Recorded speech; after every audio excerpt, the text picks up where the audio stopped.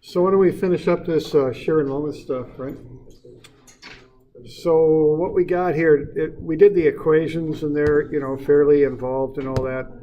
We've also got diagrams we can write up, okay? So there's rules, and the rules from going from load to shear are pretty similar to going from shear to moment. So to go from load to shear, the value of a distributed load at a point is equal to the slope of the shear diagram at that point. The change in shear between 2 points is equal to the area under the loading diagram. And a point load will cause an immediate change in the shear diagram with the same magnitude and with the same sign. Okay. If you go from shear to moment, the value of the shear at a point is equal to the slope of the moment diagram at that point. The change in moment between 2 points is equal to the area under the shear diagram between the 2 points. And a concentrated moment at a point causes an immediate vertical line in the moment diagram of equal magnitude, but with the opposite sign for moment. So that's a little different than going from load to shear. So let's have a look at some examples here. I think they're on 800 is where they're at. And so let's just get this kind of figured out here. So let's say we've got a simply supported beam with this load on it. We've got 12-foot long beam, and we're going to put 9 kips. Now a kip is 1,000 pounds. It's just a structural unit that's used. It's just abbreviated with a K. It means kilopounds or kips for short. And that's 8 feet over from the left-hand side. All right, you could work through the reactions and you'd get those values shown. 3,000 pounds, 3 kips on the left and 6 kips on the right. And so you could get together a pretty quick shear moment diagram based on that. Because what you've got there on the left with the reaction, so with the reaction you've got 3 kips there up. So that's going to cause that shear diagram to immediately go up by 3,000 pounds, 3 kips. That will happen immediately on account of that load. All right. Then as you work your way over, what's going to happen? So you're going from 0 to 3 there. So the change in shear is equal to the value of the concentrated load. Then the slope of the shear diagram is the value of the distributed load. There isn't any distributed load, so that value is 0. So the slope of this line is 0. There is no change there in shear. And the reason there's no change from a common sense perspective is there's no load. No load there, no change in shear. Okay. Then you hit another concentrated load of 9. What that'll do is take you from 3 down to -6. So 3 minus 9 is -6. And then you'll hold there because there's no distributed load in there. You'll hold at -6. The reaction is 6. That'll take you from -6 back up to 0. These things should always close, to 0. So that'll get you back to 0. So there's a shear diagram. So that tells you what the shear is doing at any point of the beam. Okay. So we're just applying those rules. Okay. So that gets you from load down to shear. Okay. Now the next step of the way will get us from, so we got any questions there? We're getting there from load to shear. Doing all right? Okay. All right, now when I see areas on these diagrams, like I've got on that shear diagram, I want to calculate them up. So I've got 3 by 8 on the left, so that's 24, and -6 by 4 is -24. So what that means is the change in moment is equal to the value under the shear diagram. So I start at 0, and then I change upward by 24. So that gets me up to that peak of 24. Then I'm at 24, and I'll change by the value of the distributed load, the area under the shear diagram, I guess I should say. So that I misspoke there, it's the area under the shear diagram. That's -24, so that gets me from 24 back down to 0. The slope of the moment diagram is equal to the value of the shear diagram, and that's +3 there, so that's a constant slope of +3 going up. and then a constant slope of -6 going down. So that gets you to the moment diagram. Okay. So once you get comfortable with this and competent at it, you could do that in a minute, literally, just bang, bang, okay? You're not doing all these equations and such, you're just drawing up diagrams. Much more direct, much easier, okay? So that's how you get from load down to shear and from shear down to moment, okay?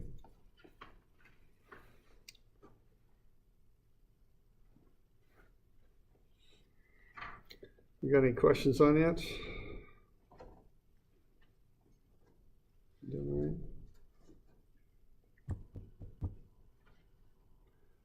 So that's for a point load there, okay?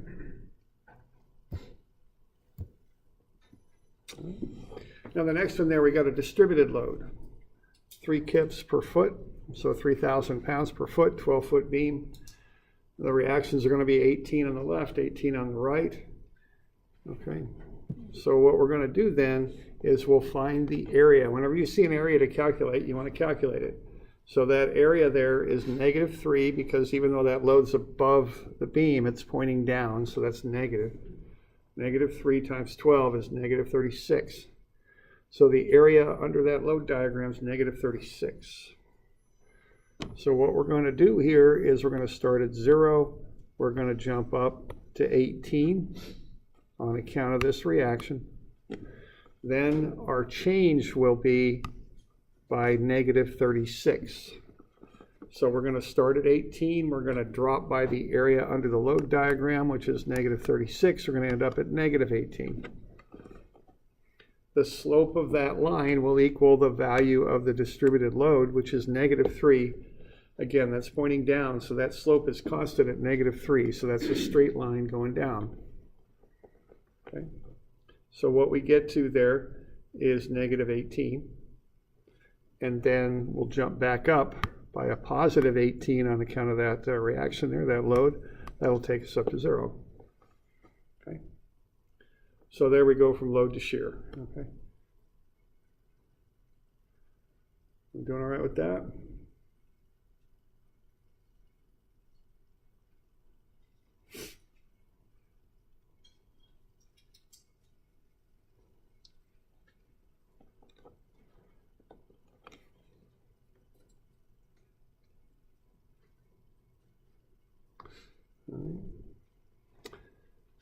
Now from shear to moment, we do the same sorts of things. We want to find the area under the shear diagram. Those are triangles, so 1/2, height of 18, base is 6. So on the left, I got +54. On the right, it's below the axis, so that's -54. The height is actually -18 over there. So what I do is I start at 0, that's where these diagrams start, and I increase by a value equal to the area under the shear diagram, which is 54. That gets me up here to the peak of that diagram, +54. And then I decrease by the next area, which is -54, and that gets me back down to 0. Okay. Now to figure out the shape of this thing, what I want to do, because that's not going to be a straight line anymore, that's going to be concave down. What I've got is the slope equals the value of the shear diagram. So the slope starts off quite positive at 18, then it levels out. So the slope is this value right here. The slope is 0. That's where the maximum occurs. And then I've got the slope going down, and transitioning might be the word, down to -54 over there on the right. Or I'm sorry, -18. Here we go. -18, not -54. It's the value of the shear. So that would go down to -18. So I get a concave down shape. Positive, 0 slope to a 0 slope to a negative slope. So that's what that moment diagram will look like. Okay.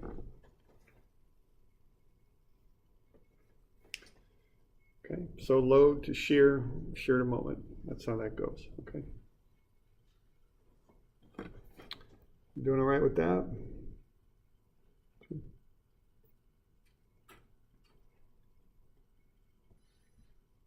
Okay. Now, if I'm doing civil engineering, when I pick one beam for a full length, in civil engineering, you don't custom design beams. You just pick a beam off of a table of beams. They make these steel beams if you're doing steel in rolling mills. There's one up in near Portland there. And, what I would do, I would just go through this. I go, okay, I'm going to design this beam for a maximum shear of -6. That's the biggest shear. And I'm going to design it for a moment of 24 kip feet. Bang, you're done, okay? That's what you design for, okay?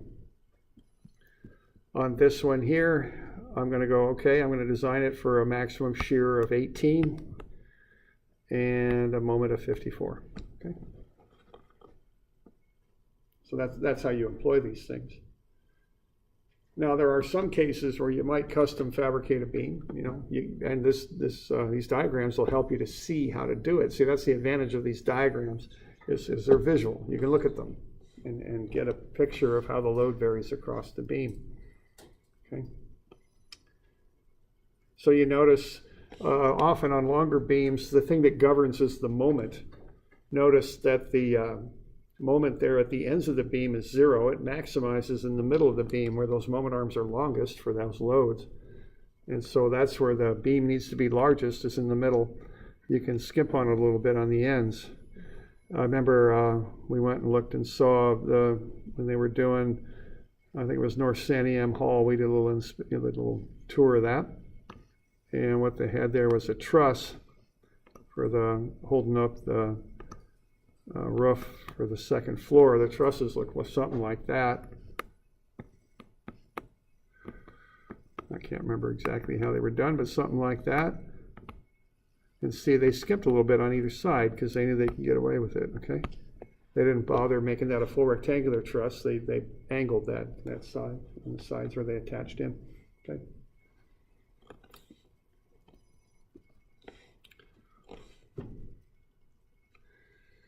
Let's see here. I don't know if you've ever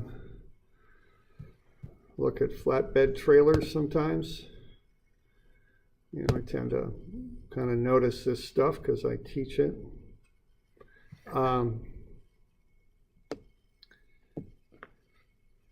Engineering's all about practical kind of issues and problems, right, that you solve. I mean, that's kind of what we do, is get those things figured out. So if you're going to design a flatbed trailer, really you can think of that as a long beam that rolls on wheels, right? The wheels are the supports. The trailer itself is a beam, basically. There we go. There's a trailer, right, behind the semi. It might be hard to see, but there's the beam right down there. And when they have to go up over those wheels, they don't want to pick the whole trailer up. Now, there's different designs on these they work with, but in these instances, they're not. They don't want to have to pick the whole trailer up just to get over the wheels. So what they do there is they bevel the trailer back. See that starting to rise right there? That's going up and over the wheel or the axle there. Taking in here, it's hard to see. See what's going on there? See that backside? They're making that beam much thinner over the wheel wells, okay? And they get away with that because they don't have as much load there, okay? So this is just basically a beam on wheels is what it is, okay? Here's a little closer picture, but on a different one, but you can see it right there. See how they're starting to bevel that up? That's the idea, okay? So what they do with those is they bevel them up like that to get them up and over the wheels. They know they can get away with it on account of those diagrams, okay?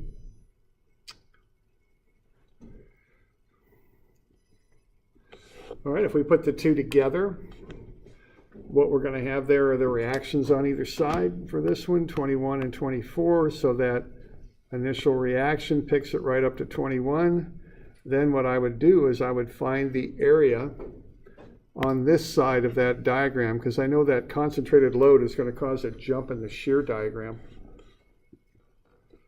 So what I would do with that would be to calculate the area on the left side of the load. Okay.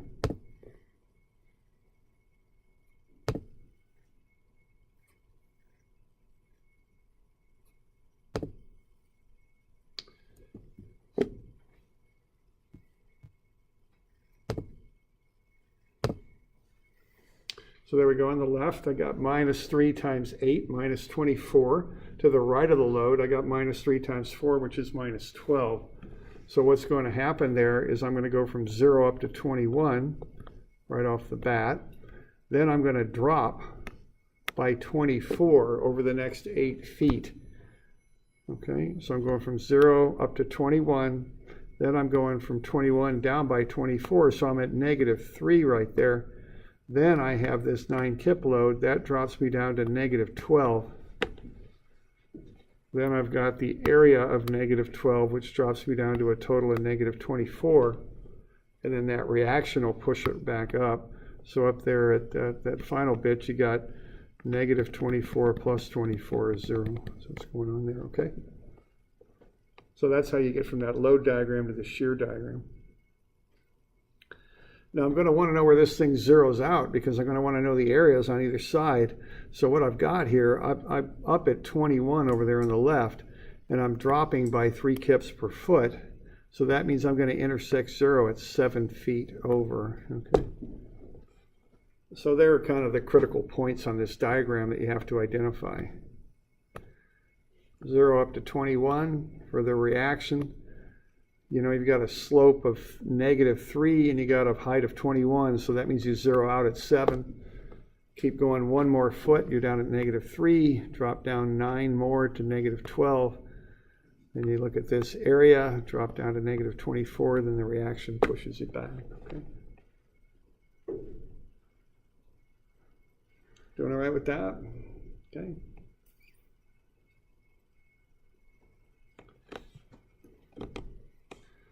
All right, now from here we get down to that moment diagram then. Again, we've got areas there to calculate, so we calculate them. There's 3 of them now. So the first one's got a height of 21 and a base of 7, so 1/2 21 by 7, 73.5. There's a little triangle there to the right there. 1/2 -3 times 1 is -1.5. Okay. And then we've got a trapezoid there to the right, and that's got heights of -12 and -24, and then a base of 4. So what I do with a trapezoid here is I cut off one triangle of it halfway across and flip it and put it in the other side. And what I end up with then is a rectangle that has a base and a height of h1 plus h2 over 2. So that's the area of a trapezoid, the average height times the base. So that's what I'm doing here. I'm going -12 minus 24 over 2 times 4 is -24.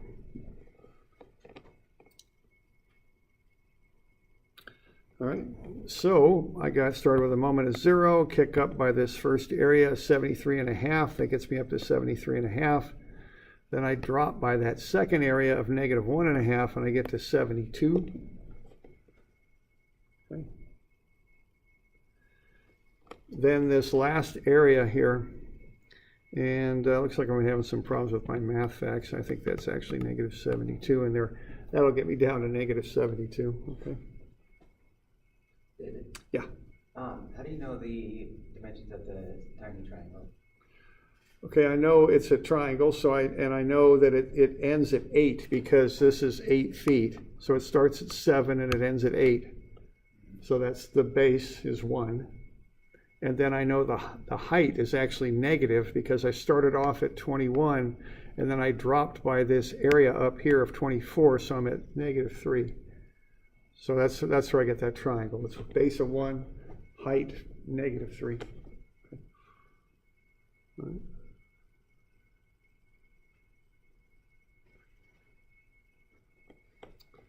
Other questions on any of that?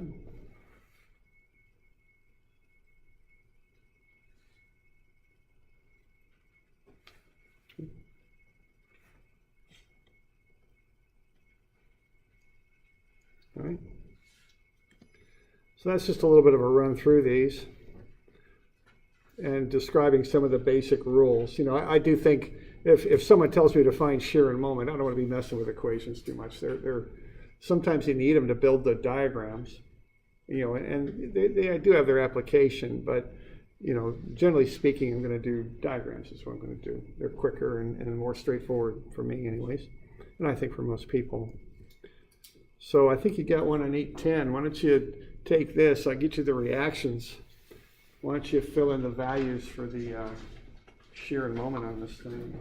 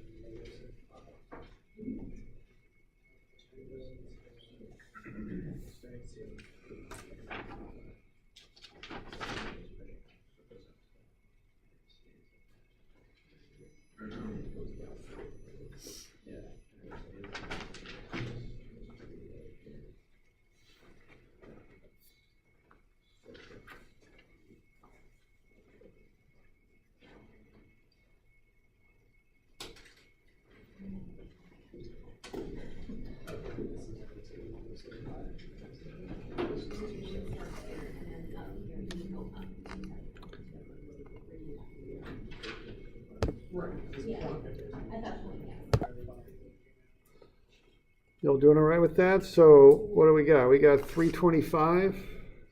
Going to hold there, and you're going to go 325 minus 400. You'll drop by that concentrated load. You get down to negative 75. Then nothing will change till you get to D, because there's no load. And then you want the area under this distributed load here, minus 200. 1 foot, 1 meter span, so negative 200. That'll get you down to negative 275. Hold there, and then that reaction will push you back. That sound about right? You all good with that? Okay. Then the next thing is when you see those areas, what you want to do, whenever you see areas on these graphs, is calculate them. So you got 4 shapes there to find the areas of. Okay. Rectangle, 3 rectangles and a trapezoid. So go ahead and find those areas, because what the areas are the change in the next diagram. As those accumulate, they change the next diagram. That's the idea. Okay.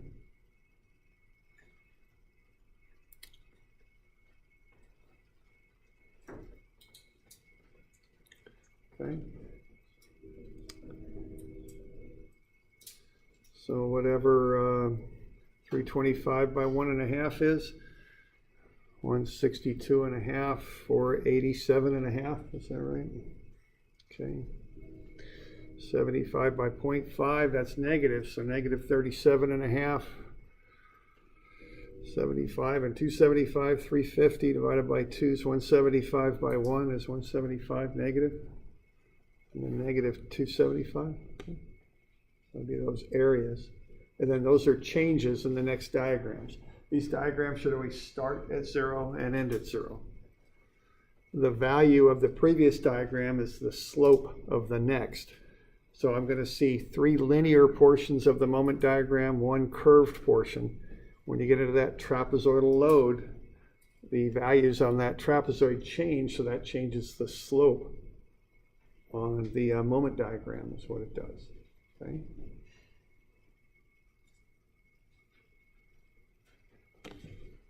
Okay. So we're doing all right. So there are the areas. Okay. So 47.5 minus 37.5, negative 175, and negative 275. Okay. And those are the changes in the moment diagram is what they are. Okay.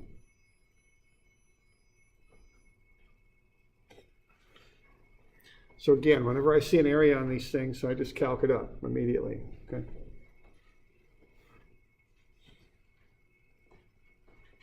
You doing all right with that?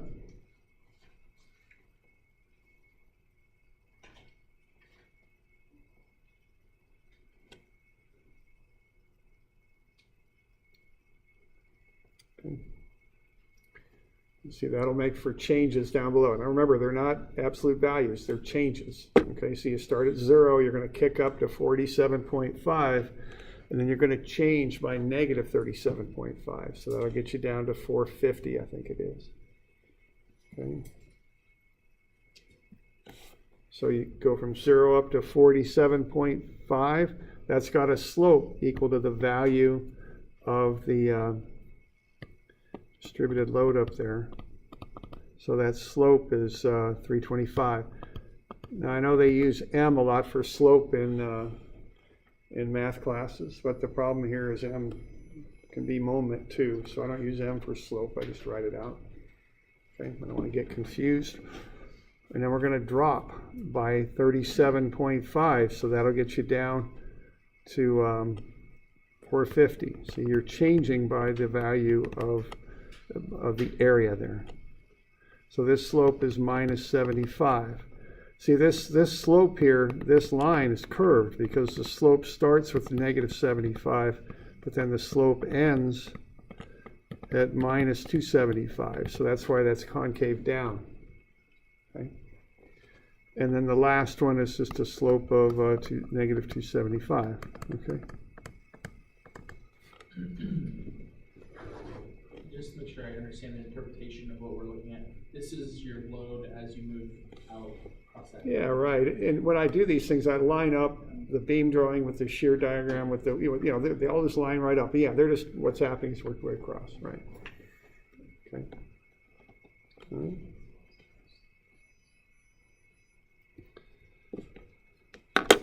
All right, so that's kind of what's up with that. All right, that's how you do that. All right, now, questions on that? Yeah, I'll get you some of these to work on too. These will be due when you take the final on Tuesday. I'll cover them tomorrow if you got questions. And the other thing is, I just posted the solutions in Moodle. These things are a little involved, so I didn't figure we'd have time to really cover them in a recitation in a good way. So I just went ahead and just put all the solutions in Moodle. Okay. So if you got questions, have a look at that. We'll go over them a bit tomorrow if you like to. And then, you can look at those solutions too. Okay, so I just handed out that review for the final. It's now our final is Tuesday from 2:30 to 4:30. If that's a problem for you, let me know, okay? Especially you distance ed students, we'll figure something out like what we do, no problem there, okay? But let's just have a look at that review for the final.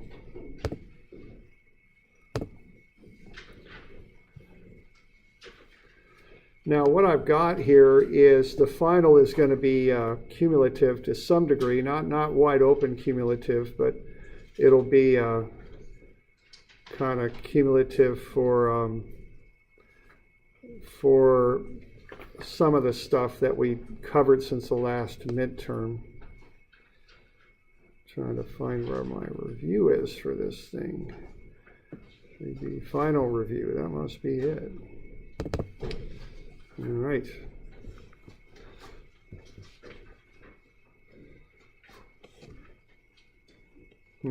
Okay. So this is the stuff that's been on that we've covered since the last midterm. So this is the stuff that will, definitely be on the final. So there'll be frames and machines for sure. Okay. So you should, be comfortable with that.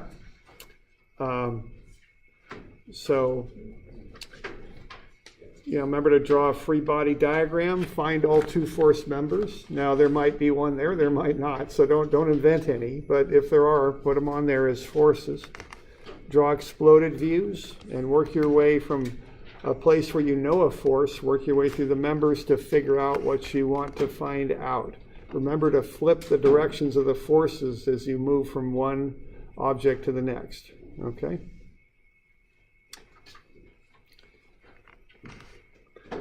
Now, only find the information you need. You don't have to solve everything out all the way if you don't need it. So just figure out, how to get from where you are to where you need to go. Generally, where you are is where a known force acts. And then you kind of work your way over to what you want to find out. Okay. We did centroids next. We did the algebra ones. We didn't do the calculus ones, so we can scratch that off the list. Okay. So I'm not going to put calculus centroids on the final because we didn't do any, so we'll take those off. So just build yourself a table. A couple of you have told me that, you think this stuff's more straightforward than some of the other stuff we've done. I tend to agree with that. Just figure out how to make that table, though. And remember, X bar is in the X direction measured from the Y axis, okay? Y bar is in the Y direction measured from the X axis. And just fill out the table. I mean, there's nothing hidden or masked or anything about those, right? There's a procedure and you apply it. So get that figured out. And frankly, the way you figure it out is you find some that you don't remember and you do them on your own. That's how you figure them out, right? Because you figure this stuff out by doing it. So give it a run before the final and be sure you can apply that. Same sort of thing with moment of inertia. There won't be any calculus on there, okay? So we can take that off. What we use for moment of inertia is the transfer axis theorem. So I is I bar plus AD squared. So cut the shape into rectangles, triangles, and circular segments. Find I bar, which is BH cubed over 12 for a rectangle, BH cubed over 36 for a triangle. And then there's a couple other formulas for quarter circles and a circle, and I can't remember those right off the top of my head. I could guess, but I don't want to. But anyway, it's on the formula sheet, okay? Find those first, and then find the area and the offset distance from the axis about what you're calculating to the centroid of your shape, okay? And use AD squared. So it'll be I bar plus AD squared, okay? All right. We don't have product of inertia. I don't even know if you've got that on your page. Yeah, I guess you do, but we didn't cover that. So that won't be on there. And then there'll be shear and moment. Okay, now generally speaking on shear and moment, I'll give you a choice. You can do shear and moment equations for a section of the beam, or you can do shear and moment diagrams for the whole beam. I'll get you your choice of which way you want to do it. The example problem I gave you kind of reflects that. Now, you do have to pick one, though, so I'll put a little statement in there where you check the box of the one you want to do. Okay, so you got to tell me which one you want to do, and then you do it, okay? All right.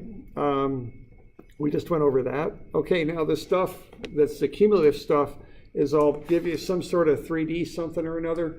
It's not going to be really tricky or anything. It's just going to be straight up, kind of going back to that material for the first midterm. So remember how to find a force vector. I'm sure I'll have you find a force vector. And then remember how to do things with them. Do a dot product to do a projection, do a cross product to do a moment, add them together to get a resultant, okay? So just like the first midterm, but nothing tricky, just straight up find this force vector and do something with it, okay? That's kind of how that's going to be, all right? Now, I want to warn you on that, study that, because I've done finals like this before, and sometimes people doesn't look like they've studied it, frankly, and they can't remember how to do it. Well, I'm telling you, it's going to be on there. So again, go back to that midterm. Don't look at the answers. The keys are posted in Moodle. Run through it. Be sure you can do it, okay? And the stuff's listed right there. Find a force vector, do a dot product to find a projection, do a cross product to find a moment, add vectors together to get a resultant. That's all. That's kind of the list of stuff you should know how to do, okay? So do it, okay? That's how you learn it. Yeah. Would it be possible for you to post blank copies of the last two midterms so we can work through and that study? Well, or is that not a thing you want to do for future students? Well, I don't know. It's not that big of a deal, but I think I've already posted the keys. You could just, just cross it out. You got the question right there. I don't, it always takes me time to do these things, so I think you can get to it easy enough. You've got your midterms. You've got some things where you can look at them without that. I don't know. Maybe if I've got a PDF, if I can, I'll throw a couple up there if I can find them. I'm not sure if I've got the blank PDFs or no, but I'll see. Okay. All right. Now 2D equilibrium with angles, just like your second midterm. There was a problem there, where we just did some equilibrium. By angles, I mean, the brackets and all that. What did you guys have on yours? You had a. I can't remember what it looked like, but you had some sort of bracket there with a pin joint, right? And then a cable down here or something? Yeah. Something like that, okay? Just be able to, and work through the trig on that, like what we covered in class. Okay, trusses, method of joints could be on there. Other thing I'll list will be free body diagrams, okay? Just be able to drop some free body diagrams. Okay. All right, so I've got some example problems there. There's a frame and machine up there. There's find X bar and Y bar for that shape. There's find moment of inertia about the axis indicated. All right, what else do we got on here? Oh, that's interesting. Okay.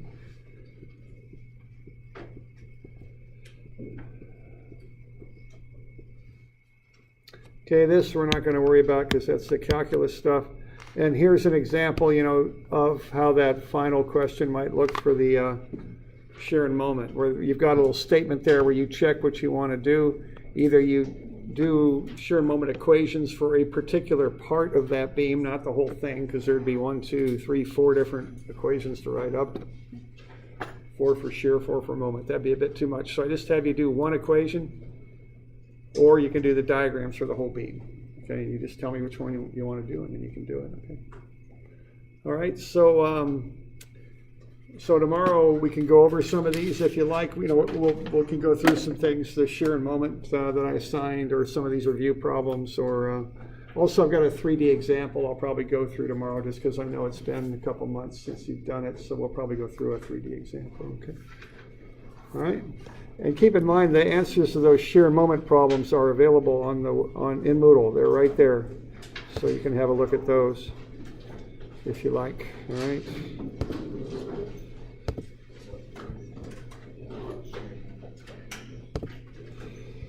That shear and moment is down a ways here. You get that. There we go.